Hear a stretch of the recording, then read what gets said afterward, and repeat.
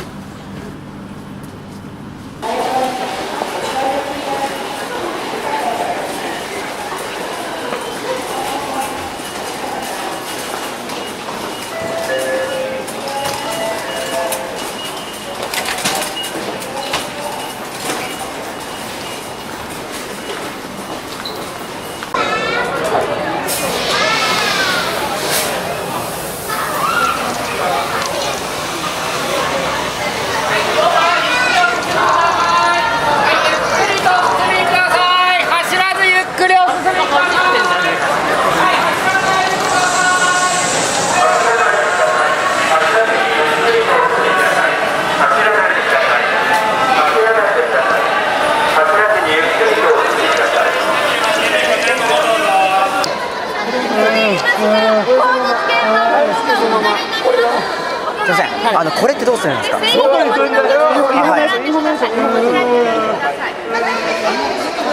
あ、すみません、してます。すみ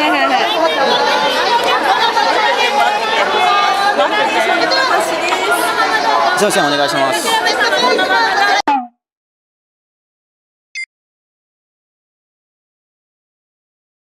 ご利用ください。